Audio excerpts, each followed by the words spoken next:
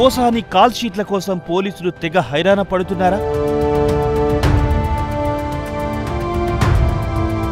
పోసానిని PT వారెంట్లపై తీసుకెళ్లేందుకు పోలీసులు పోటీలు పడుతున్నారా?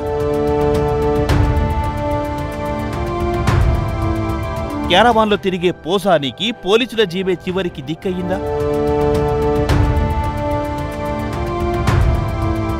ఇంతకీ పోసాని పరిస్థితికి కారణమెవరు? ఎవరో కళ్లల్లో ఆనందం చూసేందుకు ప్రయత్నించి ఇప్పుడు తన కళ్ల నిండా కన్నీళ్లతో పోసాని అల్లాడుతున్నారా అంటే అవుననే సమాధానం వినిపిస్తోంది. పోసాని ఎపిసోడ్ చాలా మందికి కనువిప్పు కావాలని చర్చ సాగుతోంది.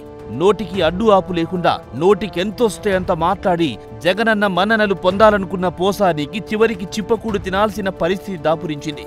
విలక్షణ నటుడిగా మంచి సినిమా రైటర్గా పేరు తెచ్చుకున్న పోసాని రాజకీయాలను వంట పట్టించుకుని ఓవర్ నైట్ స్టార్డంగా ఎదగడం కోసం తెగ ప్రయత్నాలు చేశాడు.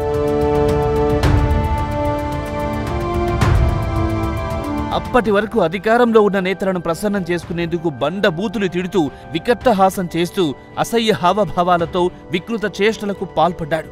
నాయకులను వారి కుటుంబ సభ్యులను ఇష్టమొచ్చినట్టు నోరు పారేసుకున్నాడు. చిన్న పిల్లలని కూడా చూడకుండా వారి క్యారెక్టర్పై విమర్శలు చేశాడు. ఇదంతా ఎందుకు? ఎవరి కోసం? పోసాని మురళీకృష్ణ మెంటల్ కృష్ణగా ఎందుకు మారాడు?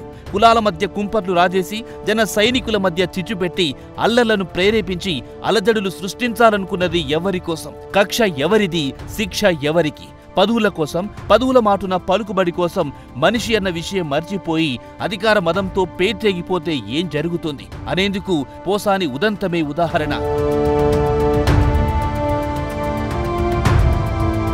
ప్రశాంతంగా సినిమాలు తీసుకుంటూ నటనతో జనాలను మెప్పిస్తూ ఏపీలో బ్రతుకుతూ ఉండాల్సిన వ్యక్తి పిటి వారెంట్ల పేరుతో ఊరూరా తిరుగుతున్నాడు.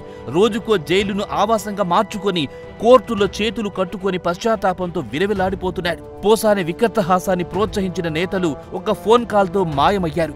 మేమున్నామంటూ 4 సానుభూతి మాటలు మాట్లాడి పట్టా లేకుండా పోయారు. అయినా శిక్ష అనుభవిస్తున్నదెవరు? వృద్ధాప్యంలో దీర్ఘకాలిక రోగాలతో అల్లాడుతూ ఆ స్టేషను ఈ స్టేషన్ అంటూ తిరుగుతున్నది ఎవరి కోసం? అందుకే నేల విడిచి సాము చేస్తే పరిస్థితి ఇలాగే ఉంటుంది. మనకు కుటుంబం ఉంటుంది, కుటుంబంలో మహిళలుంటారు, వారికి మనోభావాలుంటాయి. మరి అలాంటిది మరొకరి కుటుంబం గురించి మాట్లాడే సందర్భంలో ఒళ్ళు దగ్గర పెట్టుకోవాల్సిన అవసరం ఎంతైనా ఉంటుంది. పోసాని కృష్ణమురళిలాగా చేస్తే ఎవ్వరికైనా ఇలాంటి పరిస్థితి దాపురిస్తుంది. ఇది వార్నింగ్ కాదు, వాస్తవం మాత్రమే. ఎన్నో ఏళ్లుగా కాపాడుకున్న పరువు మర్యాద ఒక్కసారిగా మంట కలిసిపోయాయి.